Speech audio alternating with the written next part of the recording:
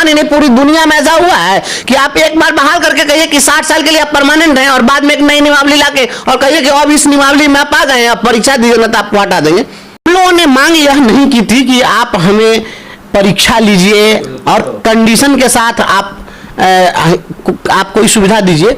हम लोगों की जो मांग रही है वह एकमात्र मांग थी कि हमें आप राज्यकर्मी का दर्जा दीजिए, वो भी बिना शर्त, इसके साथ कोई कंडीशन नहीं लगना चाहिए। तो इन्होंने जो अभी एक प्रारूप जो तैयार किया है जिसे सार्वजनिक किया है, इसमें इन्होंने कंडीशन लगा दिया है कि आपको परीक्षा पास करना होगा। तो परीक्षा पास करने के लिए तो फिर तो कंडीशन लगा दिया, तो ये शिक्षकों को स्वीकार नहीं है। और स्वीकार ही नहीं है बल्कि यह कॉन्स्टिट्यूशनल भी नहीं है, यह अनकॉन्स्टिट्यूशनल है, अवैधानिक है। बिहार सरकार के किसी भी पदाधिकारी को या सरकार को अब कोई राइट नहीं है कि आप यह कहिएगा कि एग्जामिनेशन लेंगे और तभी आपको हम राज्यकर्मी के रूप में रखेंगे। यह हो सकता है कि ये परीक्षा की बात कहते हैं कि प्रमोशन दे देंगे, ये कर देंगे, वो कर देंगे, तो परीक्षा ले सकते थे।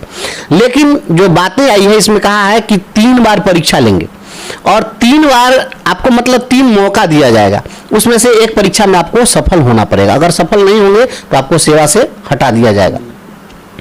ये शिक्षा विभाग के जो आलाधिकारी लोग हैं और जो लोग भी इस तरह का कानून बनाने वाले, चाहे वो राजनेता हो चाहे पदाधिकारी हो, मुझे हैरत हुई यह देख करके कि इतनी भी सामान्य समझ इन लोगों को कैसे नहीं है, या कोई फिरकी ले रहा है, कोई षड्यंत्र रच रहा है शिक्षक और सरकार के संबंधों के बीच में खटास पैदा करने के लिए। बिहार ही नहीं और भारत ही नहीं, पूरी दुनिया के अंदर में कोई ऐसा कानून नहीं है, कोई ऐसा संविधान नहीं है जिसके तहत किसी भी व्यक्ति को आप एक नियमावली के तहत पहले 60 साल के लिए बहाल कर लीजिए। आप जब किसी की बहाली करते हैं तो आप सर्विस कंडीशन तय करते हैं कि आपकी यह योग्यता होनी चाहिए, आपको यह परीक्षा देनी होगी, या जो भी शर्तें हैं, इन शर्तों को आप पूरा करेंगे तो आप इस पद पर नियुक्त हो जाएंगे। और नियुक्ति जो होगी वह 60 साल के लिए होगी। इसके पूर्व जो नियुक्ति हुई है उस नियुक्ति में सभी की सेवा 60 वर्षों के लिए है। ये कोई अब औपबंधिक हम लोग नहीं है, अस्थाई नहीं है, बल्कि 60 वर्षों के लिए अस्थाई सेवा में पहले से हैं, भले ही नियोजित हैं चाहे जिस रूप में भी रहे, लेकिन 60 साल के लिए। और अब एक नई नियमावली को ला दिया गया और नई नियमावली जब आई है तो कहे कि नहीं, अब आप इस नियमावली से कवर्ड होंगे और आप इस नियमावली के तहत अब आपका नाम बदल दिया जाएगा। अब आप इसमें विशिष्ट शिक्षक कहलाएंगे और आपको एक परीक्षा पास करना पड़ेगा, अगर पास नहीं करेंगे तो आपको सेवा से हटा दिया जाएगा।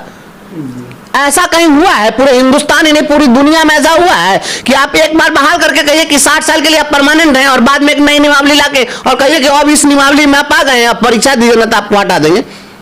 यह अवैधानिक है, नियम संगत नहीं है, कानून विरुद्ध है। इसलिए यह परीक्षा की जो बात है इसको सरकार को वापस लेना होगा और सरकार यदि वापस नहीं लेगी तो यह मामला कोर्ट में जाएगा और कोर्ट में जाएगा तो इनके नियमावली को निरस्त कर देगा। जैसा अभी इसके पहले इन्होंने लाया था ना, प्रधानाध्यापक के लिए, प्रधान शिक्षक के लिए नियमावली इन्होंने बनाई, वो नियमावली कोर्ट में डिश हो गया। अभी इन्होंने एक ला दिया था कि जो कोचिंग है वह विद्यालय भी नहीं चलेंगे, हाईकोर्ट ने रोक लगा दिया ना। तो इस तरह से ये लगातार निरंतर अनकॉन्स्टिट्यूशनल बात कर रहे हैं और इस तरीके से ये प्रारूप बना रहे हैं। ये प्रारूप नहीं चलेगा।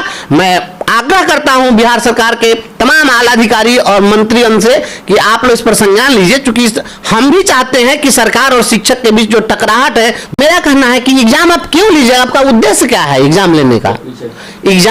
एग्जाम लेने का उद्देश्य आखिर होना चाहिए ना कि आप एग्जाम क्यों ले रहे हैं। अब आप बताइए कि अब हमारे बहुत सारे नियोजित शिक्षक सेवानिवृत्त हो गए, बहुत लोग सेवानिवृत्त, हर महीने कुछ ना कुछ लोग रिटायर कर रहे हैं। तो जो आज रिटायर करने जा रहा है वो अब एग्जाम की तैयारी करेगा। और स्वाभाविक चीज है, परीक्षा किसी की भी हो, परीक्षा छोटी हो, परीक्षा बड़ी हो, परीक्षा डिफिकल्ट हो, परीक्षा इजी हो, किसी तरह की परीक्षा होती है तो एक मानसिक रूप से व्यक्ति परीक्षा की तैयारियों में लग जाता है।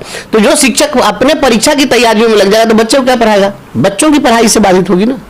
दूसरी बात है, इतने दिनों तक जो लोग पढ़ा रहे हैं, लगातार 20 वर्षों से पढ़ा रहे हैं, और उसके बावजूद अब आप कहिए कि अब सक्षमता परीक्षा दीजिए, अभी भी अक्षम ही है। तो 20 साल तक अक्षम शिक्षकों से जिन पदाधिकारियों ने पढ़वाया, जिस सरकार ने पढ़वाया, ऐसे लोगों को जेल भेजना चाहिए कि 20 साल तक आप अक्षम लोगों से क्यों पढ़वाए? और अक्षम लोगों से पढ़वाए तो मतलब आप राष्ट्र के भविष्य के साथ आपने खिलवाड़ किया, बच्चों का भविष्य बर्बाद किया।